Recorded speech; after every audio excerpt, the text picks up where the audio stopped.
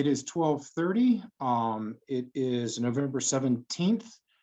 This is our time for the Colorado Oil and Gas Conservation Commission's weekly meeting agenda, meeting a little bit in a strange time, given that our meeting this week was set for an evening meeting, but we did have commission business. So we're meeting this afternoon, and then we will meet again at 6 p.m. this evening to take public comment.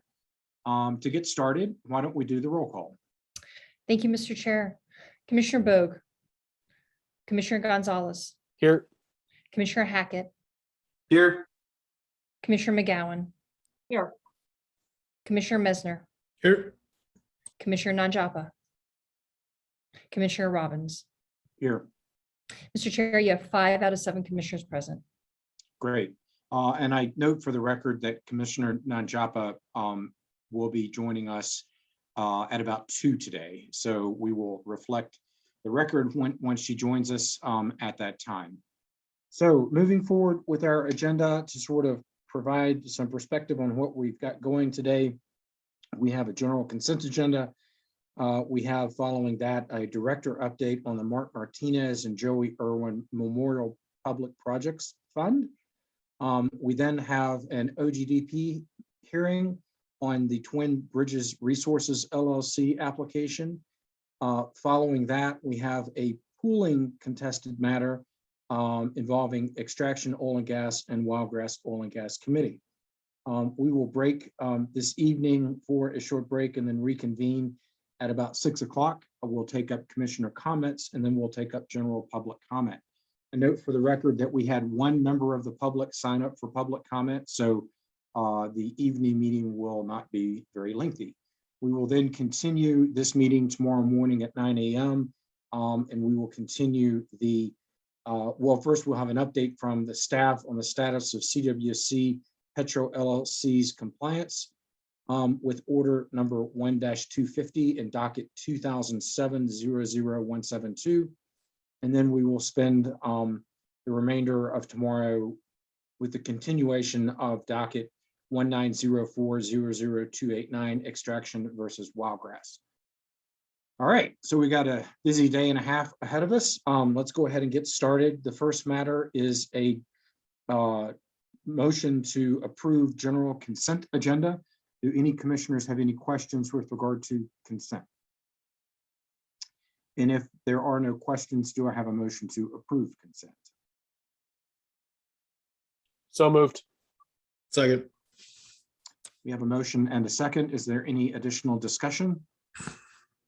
Seeing no discussion, all those in favor of the motion to approve consent agenda indicate by saying aye. Aye. That was 4 votes in favor. Any opposed? Motion carries. Okay, now we have a director update on the Mark Martinez and Joey Irwin Memorial Public Projects Fund. I see the director is with us. Good morning, Director Murphy. Good morning, Mr. Cuthbertson. I know you've got some things you want to talk to us about. You might remind everybody with regard to what the fund is and how it was derived, how it was named, and the uses to which we put it. Thank you, Chair. I'll do that on my first slide. Am I going to share my screen, hearings officer? You certainly can. If you prefer that we run the PowerPoint, we can do that. But if you do have the option to share your screen. Let me just share my screen. I've got it up.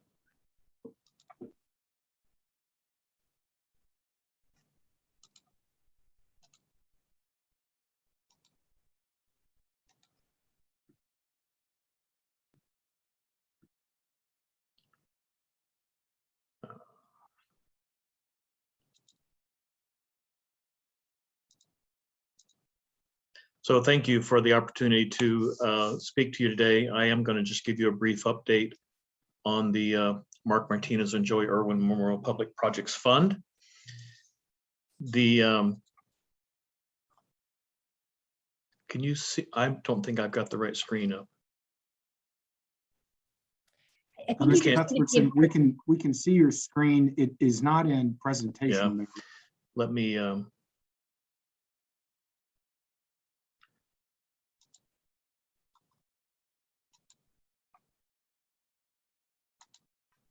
How's that? Yep, that looks great. I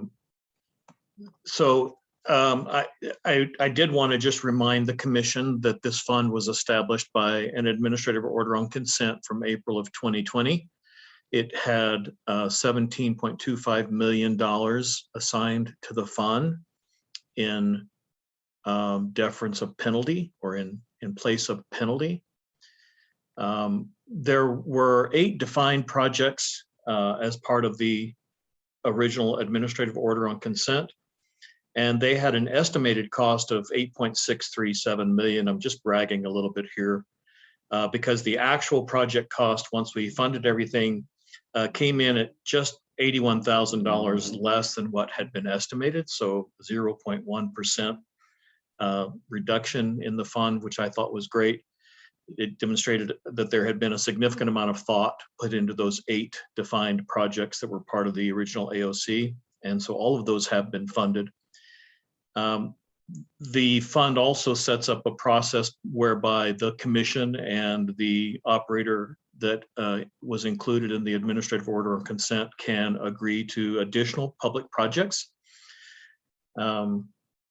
This slide is wrong. I realized just a little bit ago that I had forgotten at our last conversation in February of this year, the commission did authorize, and funds have been disseminated to a 4th phase of the aerial survey project. So I'll talk about that in just a minute. To just kind of give you a wrap of the 8 original defined projects, these 3 have been fully completed, as we reported in our February briefing. The purchase of some infrared cameras for inspection teams in both COGCC and CDPHE to the tune of $1.1 million. Some remote methane leak detectors for COGCC inspectors, and some assistance for the Frederick Firestone Fire Protection Unit to offset some of the costs that they had to incur as part of the National Transportation Safety Board inspection and process related to this, this tragedy. The additional projects completed since February are that we also have now completely purchased or completed the project for some gas detection equipment, including 4 air monitoring trailers that we are in the process of deploying. We have not yet been able to deploy those. All of the supply chain logistics of the last year, we only just recently took possession of those trailers, and so we have not been able to develop a first deployment plan, but I think that will be in the very near future. But we do have them in our possession, and that's a good thing. And the second air monitoring van similarly was delayed a little bit due to supply chain logistics, but it has now been received and is in service for CDPHE. So they now have 2 of what they call their camel units operating in the field, one of which was purchased by this fund. In addition to some operating support, I think the fund included maybe $500,000 in operating support, if I remember right. The project's in progress. As I mentioned, this aerial methane survey is in progress. It has 4 phases. The 4th phase was the new project that was approved in February. So the 4 phases just involve 4 different aspects to it. The first phase has been complete, and that's the aerial survey by University of Arizona. It was complete in, I wonder if let me not get ahead of myself. So these are the projects that are in process. The aerial methane survey, which I'll talk about in a minute, the University of Chicago Energy and Environment Lab at CDPHE, which was focused on some remote sensing technology using satellite technology. CSU's Methane Emissions Technology Evaluation Center, their METEC Center, is focused on some flow line leak detection, development, and characterization. And so these are the projects that are currently in progress, and I'll kind of give you an additional detail in each of those. So phase 1 of the aerial methane survey from the University of Arizona has been completed. The flights were completed in July. The results were released in October.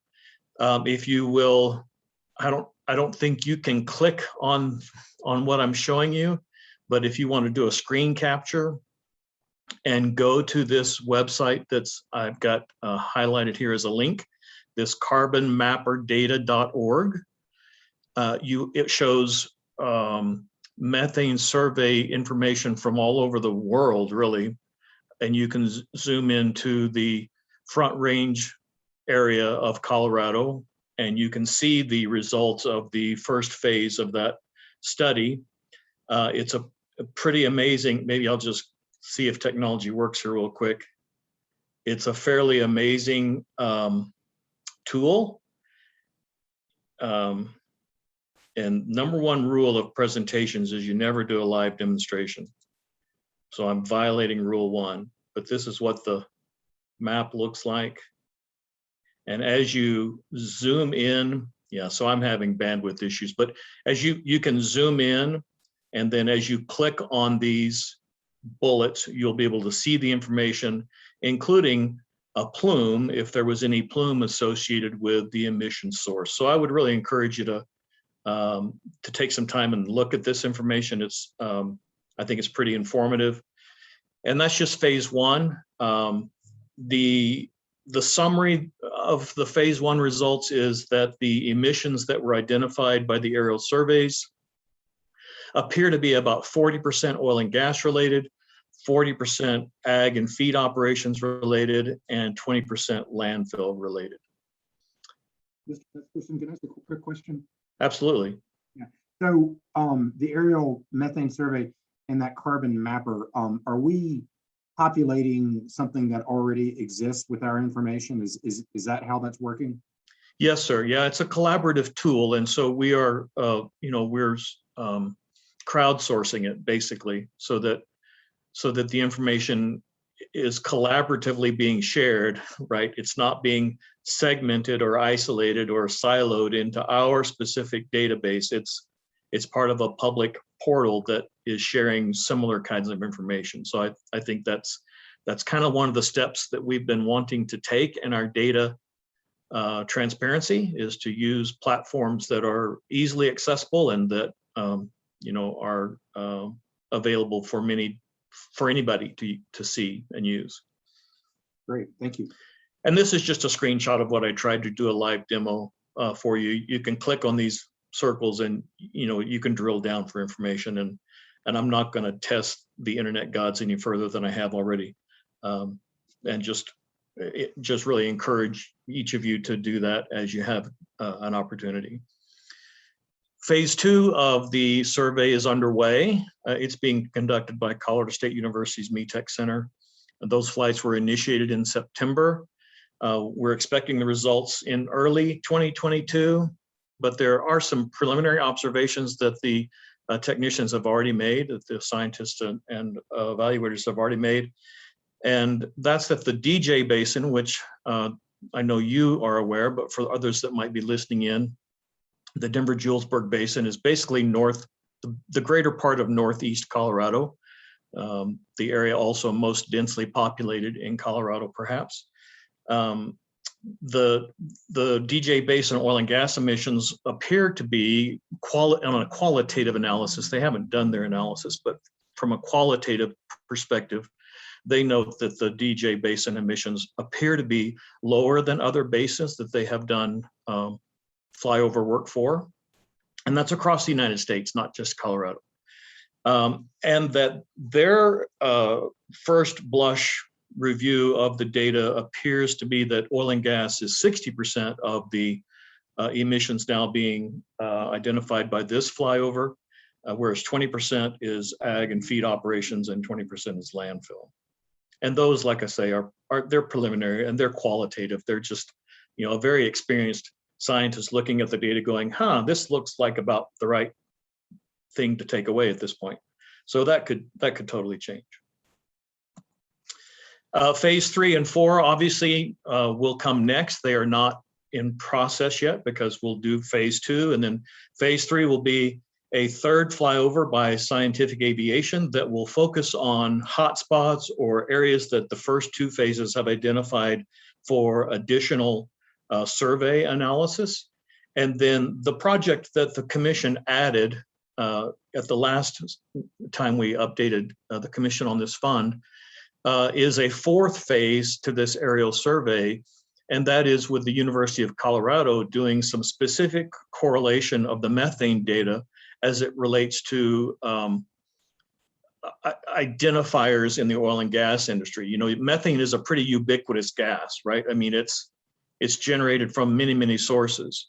Well, the source data will also have marker chemicals that are specifically oil and gas related, like benzene and ethylbenzene and other aromatic compounds.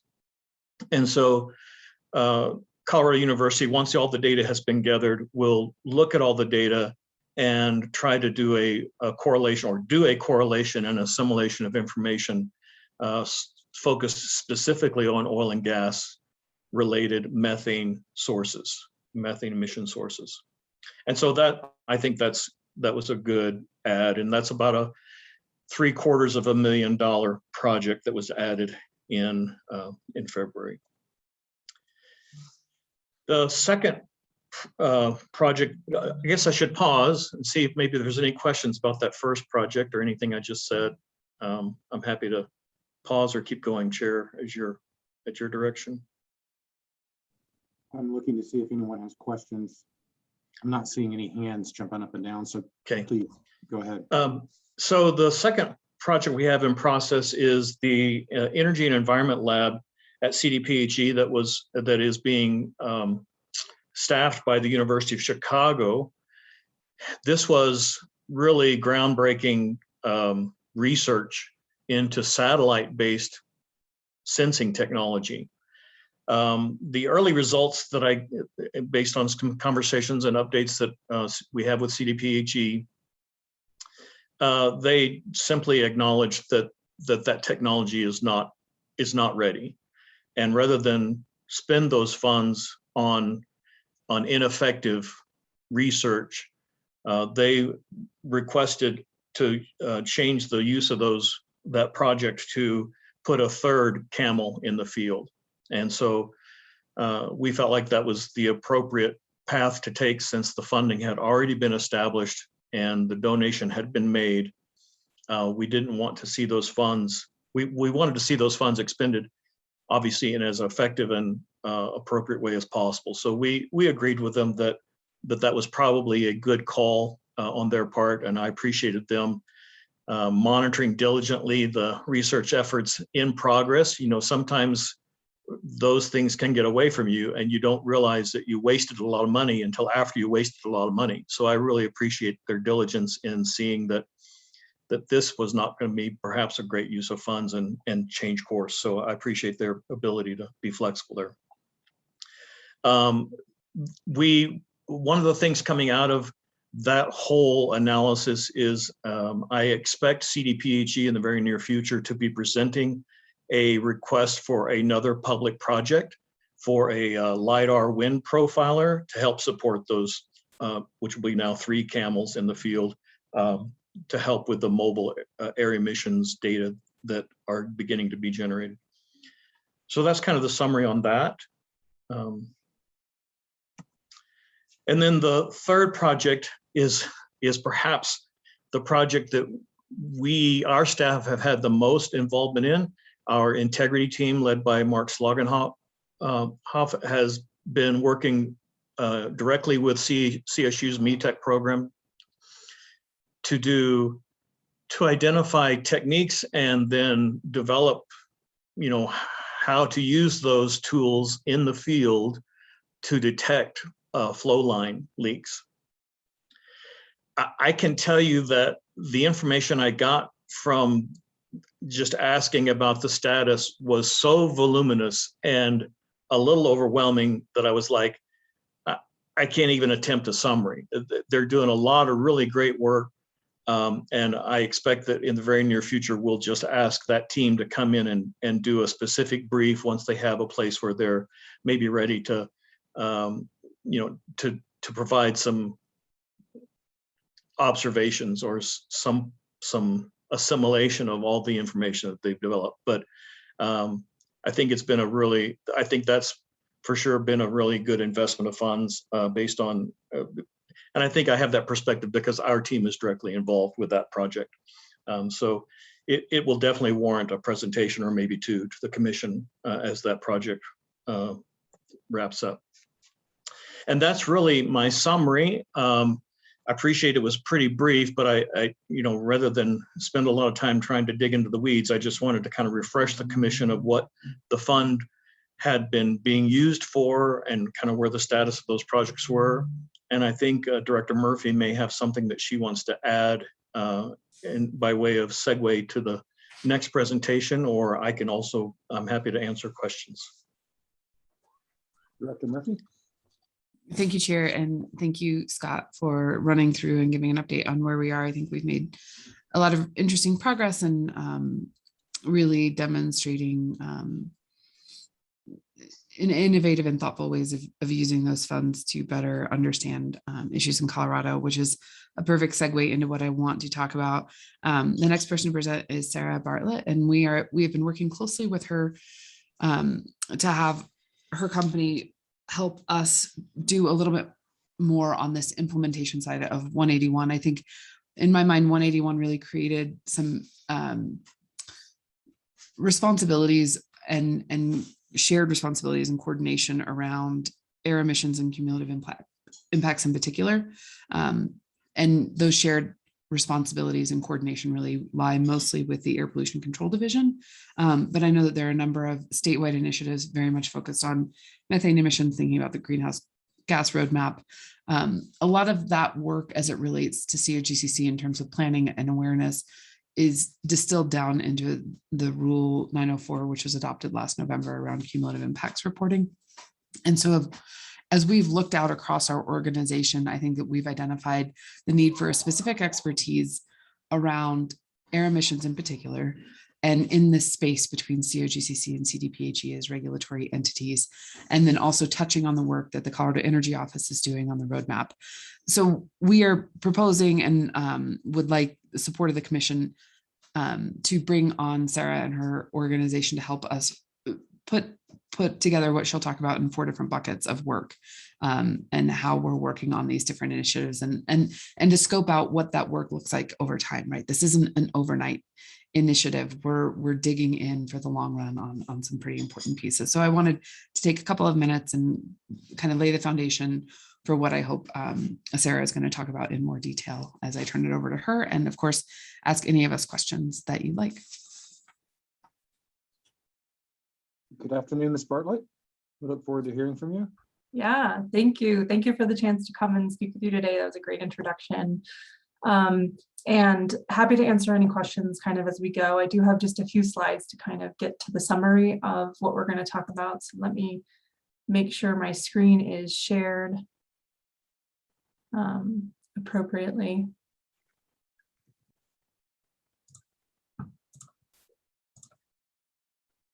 All right, are you seeing my presentation?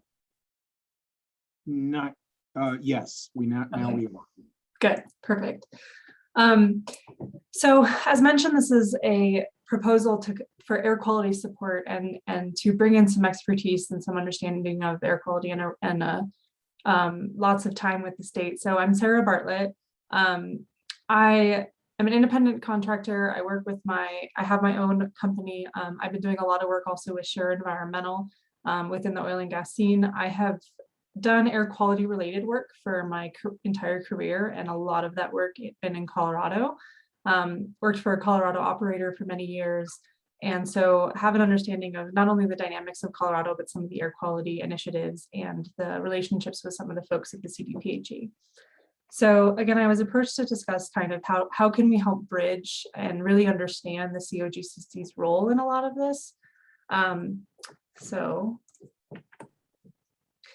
just again, this is going to be very high level and open to some questions as we go or at the end. But as Director Murphy pointed out, there's been a lot of initiatives related to air quality type things over the past few years. 181 was a very good example of that. And in those, there's direct or indirect roles for the COGCC as the agency. So when we talk about 4 buckets, and I'll go into a little bit of them, it's the GHG pollution reduction roadmap, It's cumulative impacts rule 904, public health and what that means. I think Scott talked about some good stuff kind of related to what we can do with that in even that debrief, and then ozone attainment. So these are very big topics as a whole. I liked to joke that they're not buckets, they're swimming pools, but they all have a lot of bits and parts and pieces and things that can overlap, and there's a lot kind of in between those. So it's really an understanding is when we talk about these four things, how do we dissect them down? So a little bit of the explanation on those buckets. Again, the GHG pollution reduction roadmap. So it's the roadmap led by the Colorado Energy Office to meet Colorado's 2025, 2030, and 2050 targets. The COGCC plays a piece, as does the CDPHE. And so what are those pieces? How do they fit in? What do we need to kind of keep working on, and how are they related? Cumulative impacts, the rule that was finalized last November. I think you all are very familiar with that one, but a big part of that is a lot of coordination with other agencies and some debriefs and some data sharing and progress as to what that is. So how are we, finding some efficiencies in how this data is being shared? And how are we working really with organizations on who's responsible for what? Public health is very broad. And so when we're looking at that related to air quality, we're kind of looking at the monitoring that's going on. So you just heard the debrief, a good debrief on a whole bunch of data kind of being collected, and the COGCC and the CDPHE also have been collecting data, COGCC through some of the monitoring plans, CDPHE through those CAMEL units and other things. So really a look at how can we take a high level look at this data, how can we use it, how can we further advance efforts or initiatives related to public health with all of this information that the agencies both now have. And the last one, ozone attainment. Colorado's Front Range is non-attainment for ozone, and it is the responsibility of the Air Quality Control Commission and Air Pollution Control Division to kind of regulate and get us to there. However, understanding that oil and gas is a big part of the emissions in Colorado, what role can the COGCC play to help drive that initiative forward? So as I said, these are the four buckets. Any questions on those before I go on to the project? Nothing, Okay. questions. Proceed. Thank you. All right. So what this project is really taking a look is how can we go in and look at a high level on how can we get ourselves organized? What are all those bits and pieces? What fills these buckets? What might be common issues, themes, data, reports, et cetera, that can be shared by these initiatives? And how do they relate within the agencies? So we, I sort of call this a scope of a scope. It's really kind of digging in and figuring out, when we start looking at all of the various pieces of this, what kind of comes out as some shared or tasks, projects, et cetera, that the agencies or maybe supplemental projects to present to this commission can help advance these buckets. So this project is to kind of help dissect a lot of that, understand the scope of these tasks, where's some overlap, how do we kind of work within the agencies, and help identify priorities on how to spend agency resources and possibly additional funds going forward. What are the priorities? What are the important things to discuss? And to provide a summary of recommendations. So as I mentioned, this is really kind of an initial, let's get in here and understand what's going on. As we understand kind of what are some of the pieces, what are some, we heard that there's maybe some additional requests from the CDPHE.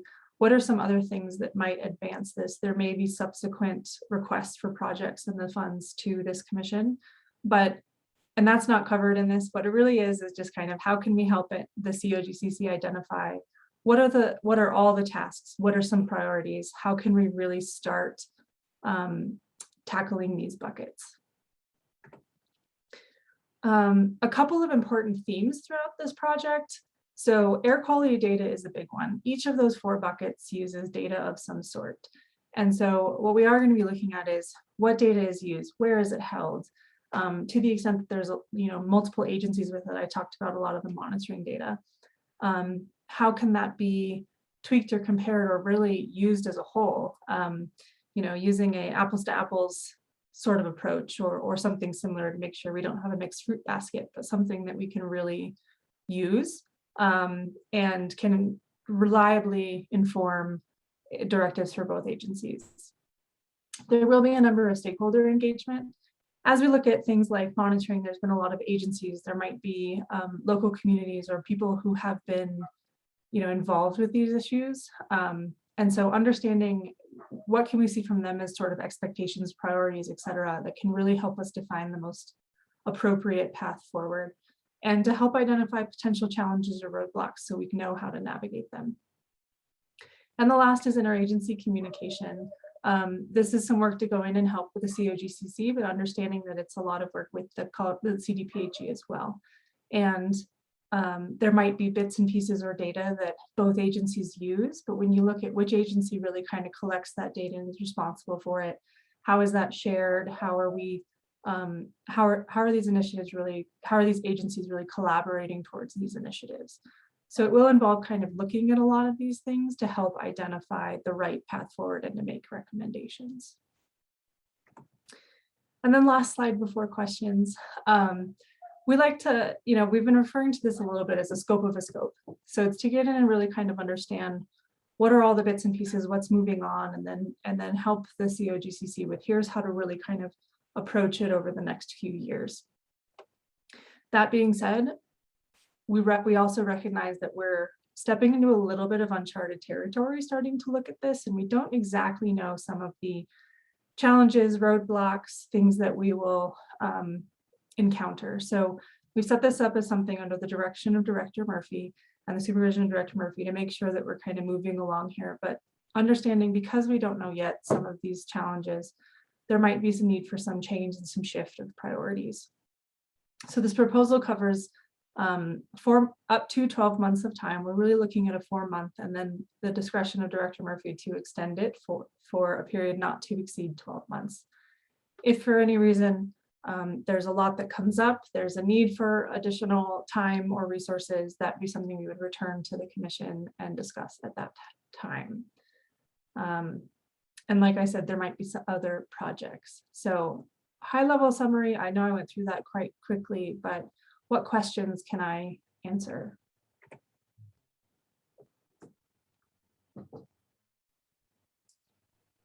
Looking to unmute. Commissioners, questions? Commissioner McGowan. Thank you, Mr. Chair. I don't have any questions, but I do want to say that I'm excited about this proposal. I see the staff of all these agencies trying to work together on top of the work that they already have and trying to figure out how to prioritize and how we're sharing data and how it's presented to many of our stakeholders. And I think these 4 buckets are issues that come up repeatedly in our hearings.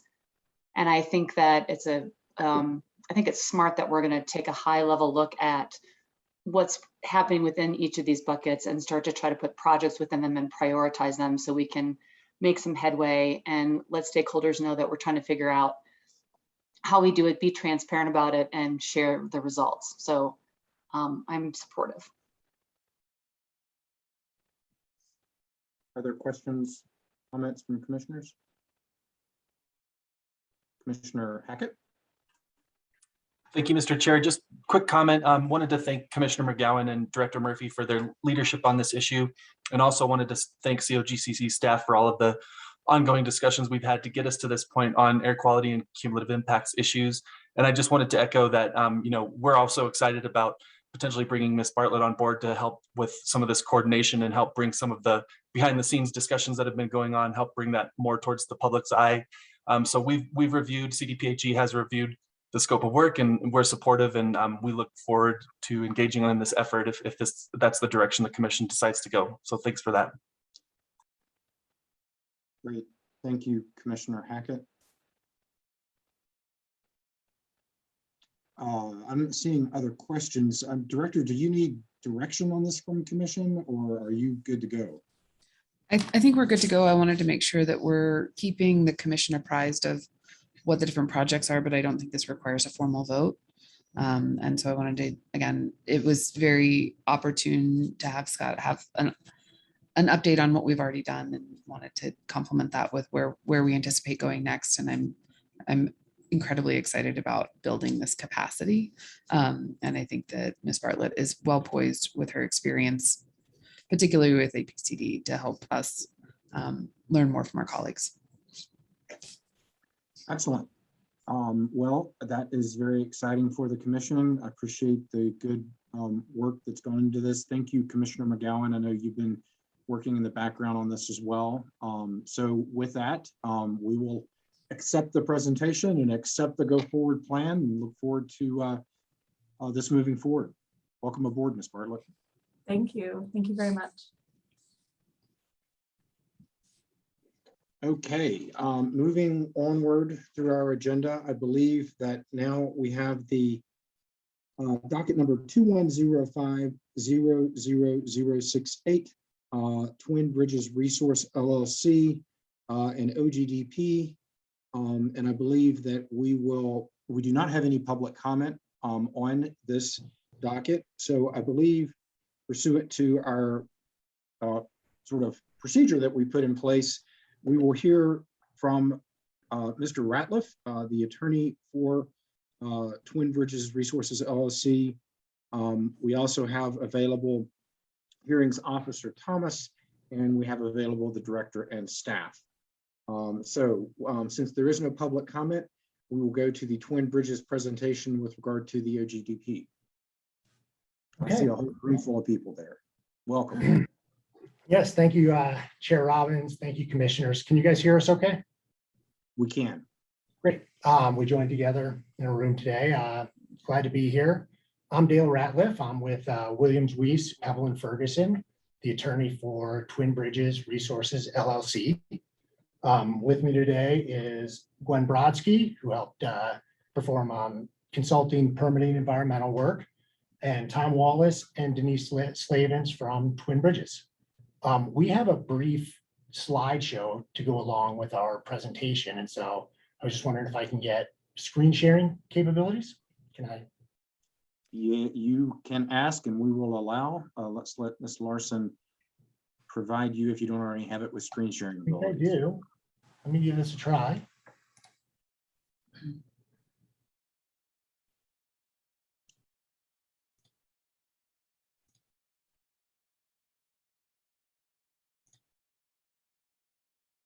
That work? That worked. You are in screen sharing. Okay, wonderful. So we're just going to give a brief overview of the proposed development and then open it up to any questions you might have. And I'm going to let Tom Wallace start with an introduction to Twin Bridges and an introduction to the proposed helium development in Los Animas County. Thank you, Dale. So my name is Tom Wallace. I'm a manager at Twin Bridges Resources LLC. We're a Colorado-based helium exploration and development company. We've been in the space since 2010 when we acquired a field in Emory County, Utah called Woodside Dome. And it was actually deeded by Calvin Coolidge in 1926 as Helium Reserve number 1. So we have a lot of experience in this sector. My partners and I all grew up in Colorado, and we love the state very much, and have spent most of our lives in Colorado. Helium is on the national critical minerals list. It's used in hospitals, mainly for MRI machines, semiconductor manufacturing, ship welding, and its properties are mostly predicated on the fact that it gets, it's the coldest element, and it's inert, so it's non-flammable, it's non-toxic, it's not hazardous, and its atmospheric form. Most of the domestic supply of helium comes out of a field in southwestern Wyoming called the Barge Platform. But the majority of the world's supply actually comes from Qatar in the Middle East, Algeria, North Africa, and Russia. And so not particularly,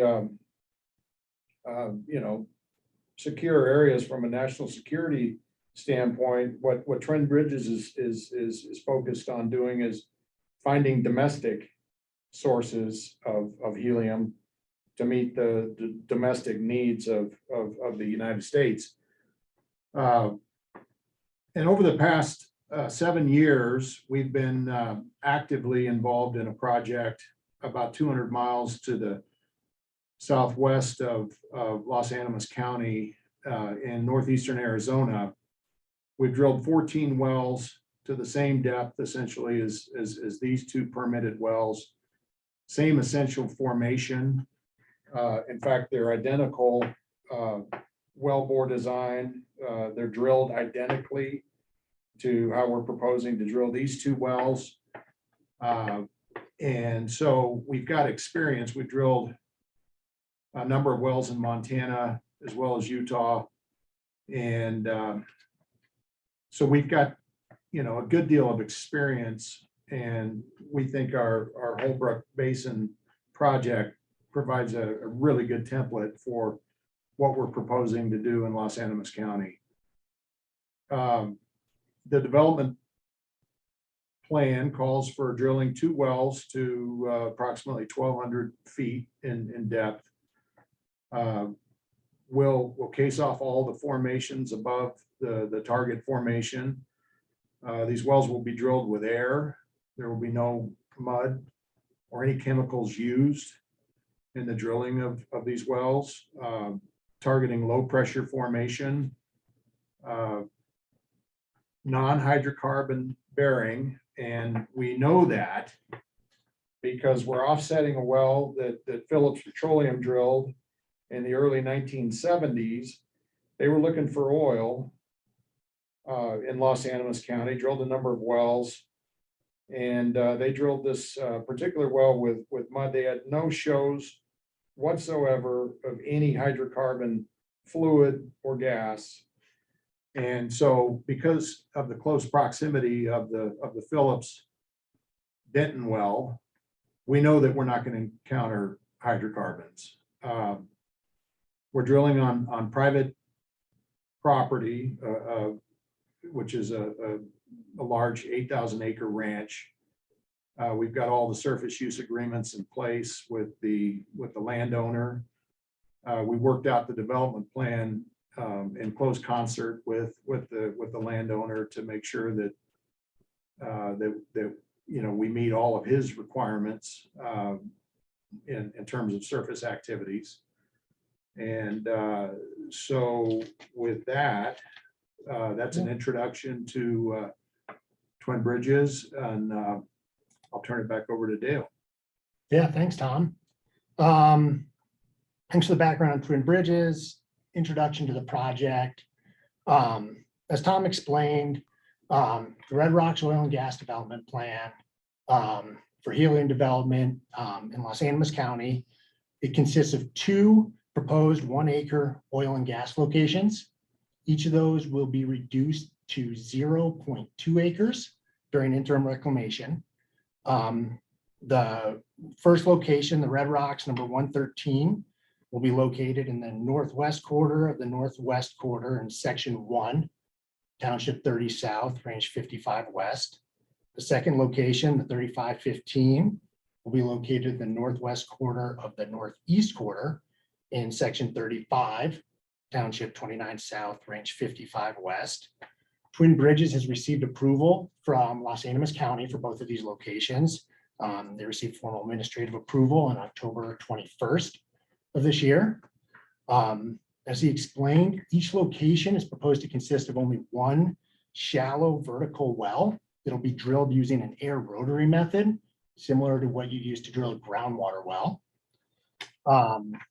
Twin Bridges has 100% interest in the 880 acre mineral leasehold that comprises the application lands for the OGDP. The development will occur, as he explained, on private ranch land owned by a single surface owner, and will occur consistent with the surface use agreement with the owner. The application lands are unspaced as to the lines formation, the target formation, and there's no corresponding DSU application with the OGDP. The development will comply with the spacing requirements, Rule 401B for wells less than 2,500 feet. The director issued her recommendation to approve the OGDP on November 3rd, and staff issued a proposed order on November 8th. As Tom explained, the helium resource in Los Animas County is unique, valuable, important, and the proposed Red Rocks development has landowner support, will have limited impacts, will produce from a non-hydrocarbon formation, and it presents the opportunity for the commission to authorize the development of this important resource by an experienced developer in the helium space in a manner that will be protective of public health, safety, and welfare. And to that end, I'm going to turn it over to Gwen Brodsky, who provided permitting and environmental compliance support, to give a brief summary of the environmental, health, and safety aspects of the application. Thanks, Dale. Commissioners, can I make sure that I'm audible? You are audible. All right, thank you so much. As Dale said, I'm Gwen Brodsky. I'm a principal at AOTA Technical. I've been providing environmental permitting support to Twin Bridges. A little bit about the public health and safety and environmental aspects of the project, just a few minutes on that. This is an arid and remote location in Los Animas County. It's about 70 miles east of Trinidad. And as you heard, it's a large single private land holding. This area was historically ranched, and it has a patchwork of existing dirt roads. Twin Bridges will be using those roads for access. Dale mentioned that Los Animas County has a permitting program. They reviewed the project. They provided a written approval on October 21st. The locations do not meet any of the criteria for an alternative location analysis. They are pretty isolated. The nearest residence is about 2.6 miles to the south. The nearest high priority habitat is about 4 miles away. There is no immediate down gradient riparian areas or surface water or wetlands. You heard it's going to be drilled with air. There's no drilling mud. It'll be over the course of about 7 days. The facility will not be, the location will not be lit during drilling or production. And so this area just does not have the concerns for odor or lighting. There are no receptors for noise. During production, it'll be downsized to 0.2 acres. There'll be a wellhead and a 6-inch polyethylene flow line. So in terms of avoidance, this particular development seems to maximize avoidance for environmental impacts. So unless there's something that Twin Bridges or Dale want to add, that is our presentation. Yeah, thanks, Gwen. Thanks, Tom. Yeah, to that, commissioners, I can stop my share and we can open it up to staff presentation or questions in whatever order you want to organize. Very good. Thank you for the overview and the presentation. Looking to see if any of my fellow commissioners have questions for you. Commissioner McGowan. Thank you, Mr. Chair. And thank you for the presentation. This is, curiously enough, our second helium OGDP, and it's been interesting to learn about this kind of new to me anyway, exploration. I'm wondering how quickly do you figure out if these wells are productive? And if they are there plans for additional wells in the area? Yeah, so Commissioner, we, as I pointed out earlier, we have a very, very similar project that has been producing since 2016 in Apache County, Arizona. And so we've gotten very familiar with how to assay the gas sample, analyze it for helium content. We can do that fairly quickly, and we'll take downhole pressure measurements and a very limited flow test of an inert gas stream, and we can know within 72 hours if a well is commercial or not.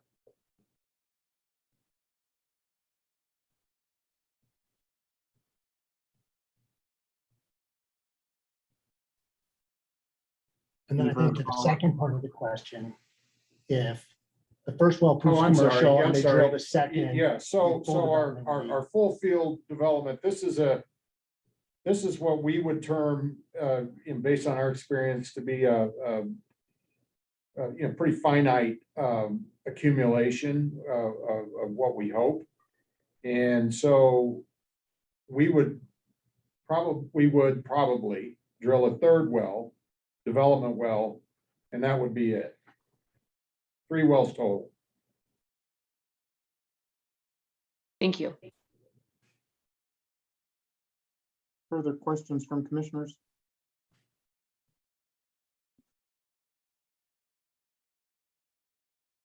Commissioner Hackett? Thank you, Chair Robbins, and thank you for the presentation. I did have a question about connecting to a gathering line. I noticed on the Form 2A, there's the box checked yes for the operator would commit to connecting to a gathering line by commencement of operations. And I understand from the submittals in the presentation today that the location would simply just consist of a wellhead and a 6-inch buried polyethylene flow line for the helium gas. But I'm hoping you can expand a little bit more on this gathering system concept a little more, and if you can help me understand what gathering system you ultimately hope to hook up to, or really just generally help me understand what will you ultimately do with this product, and how will it get to where it needs to go if it's discovered in commercial quantities. Sure. So yeah, the gathering system is limited to what we're proposing to do here. And all of these wells are located on existing roads. They're dirt roads, and with very light traffic. And so we would propose to bury a polyethylene, what we call poly pipe. It's a low pressure pipe. We don't think anything that we would be producing, including compression. We don't want compression on the well pads to move any of the gas. So we'll be pulling it from the plant site, but nothing's going to exceed probably 80 pounds per square inch. So very low pressure. The poly pipe comes in large spools, so we won't have to fuse it or weld it. And we would take it to a location that the surface owner has suggested, about 3 miles to the south of the northernmost well pad. So essentially, Commissioner Hackett, once the wells are deemed to be, economic and they're going to be produced, they're going to shut in while they complete the flow line installation. That flow line is going to go down in the existing corridor about 3 miles. And then there'll be a skid mounted helium unit. You've learned a little bit about those in the most recent application as well. But for this proposal, it's going to be located off of the locations. And that's in order to, the surface owner requested that as the least intrusive location. And B, it will preclude the need for any truck travel along the roads. And so that helium unit, that's the gathering system. They're going to develop the flow lines, and they're going to install that offsite helium unit. Thank you for that explanation. That's helpful. And this is, I guess, kind of just maybe an open question for staff. If it seems, and I'm not expecting a response, but it does seem like the Form 2A, as it's set up, it seemed to work relatively smoothly for a helium location versus a oil and gas location specifically, but I wasn't sure if staff needs to think of any potential changes to the Form 2A if it does look like there's more helium operations that will be going online, but just kind of an open thought or question. But thanks for the explanation on the gas gathering piece. Great, thank you. Any further questions from commissioners?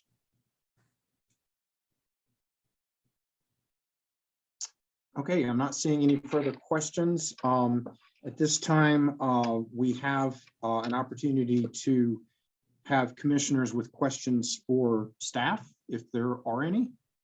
To So commissioners, raise your hand if you have any questions for staff. Commissioner Gonzalez. Thanks, Chair. Yeah, I've got a question for staff in regards to, I guess, how many iterations of this have occurred between the operator and staff in the development of this APD prior to it coming to us? I'd like to know just kind of a brief overview of the history of staff and the operator working together and kind of how that got here.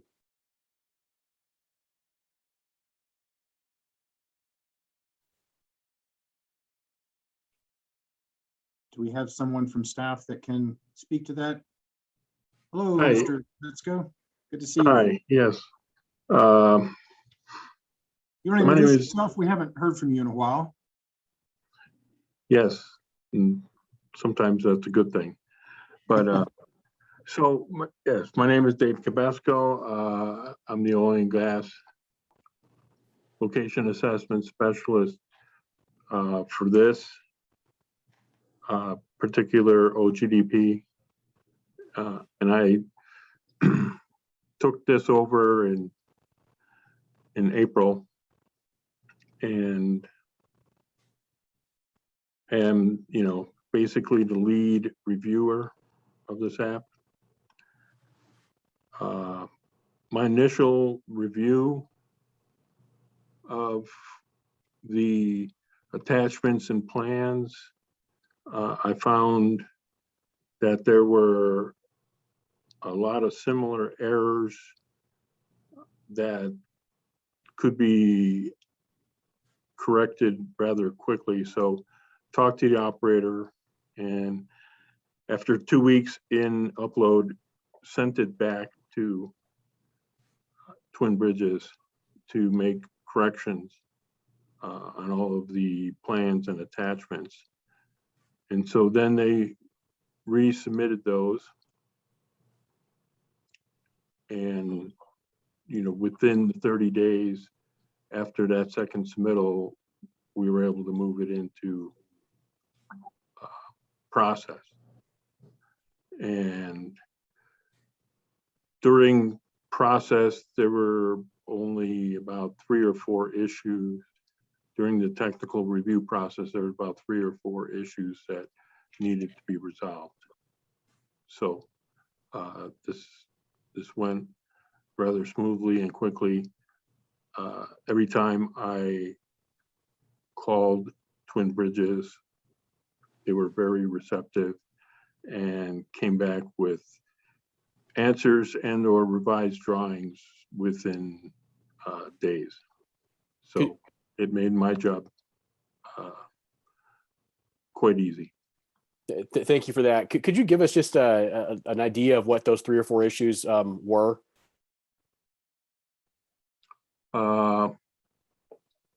It had to do with, one of them was dust plans and making sure that the dust plan matched what had been put on the Form 2B as far as numbers of trips of vehicles and things of that nature. I believe another had to do with reference area pictures and location pictures.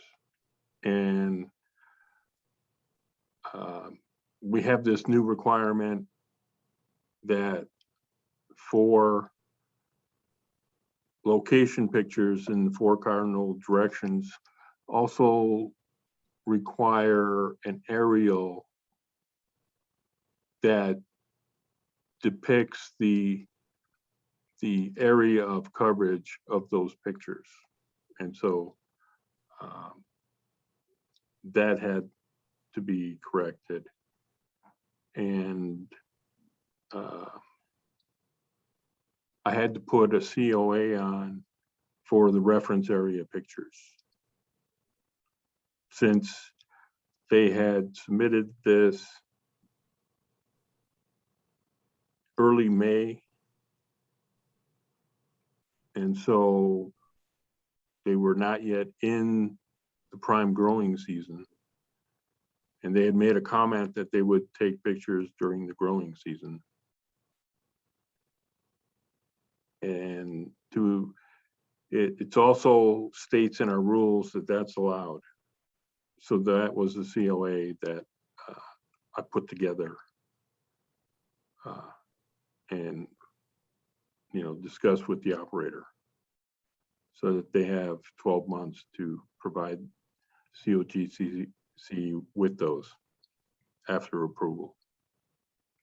Thank you. That's helpful. You know, I think sometimes when we get the whole packet, it's hard to tell, you know, what the history was and kind of what changes were made prior to it coming before us. So I appreciate you helping dive into that a little bit. Sure. Thank you, Mr. Cabasco, and thank you, Commissioner Gonzalez. I actually was going to have a similar line of questioning. I think it really is helpful for us to be able to glean the perspective of the depth and breadth of review that these OGDPs are going through. And so appreciate that. And Dave, I appreciate you taking that and hitting it out of the park for us and telling us some of the stuff that you've done. I think that sort of line of questioning is probably helpful for most of the OGDPs that we will be looking at as we move forward. So further questions for Mr. Cabasco or anyone else of staff at this time?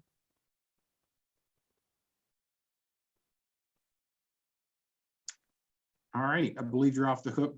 Dave, thanks for being with us. Good to see you again.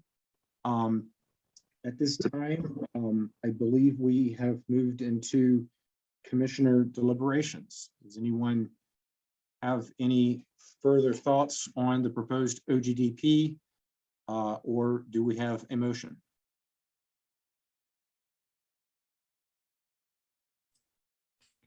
Commissioner Messner? Thank you, Mr. Chair.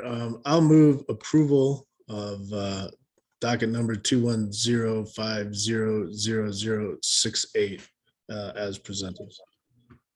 Second. Great, we have a motion and a second.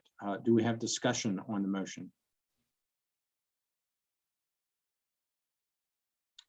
Great, well, I want to thank staff, thank the applicant. I believe this has gone through a hearty review. And I will plan on voting yes. Do we have any further discussion? If not, all those in favor signify by saying aye. Aye. Any opposed? Motion passes 4-0. Thank you very much. Good luck with your project. Thank you. Thank you. Thank you. Thank you. Okay, so at this time, our docket 190400289 is before us. I suggest perhaps we take about a 10-minute break or thereabouts. That would give the attorneys and folks ready to get into our panel, and then we can take up the docket. Let's say, time is it? Say 1:45. Got a 10-minute break. Thanks.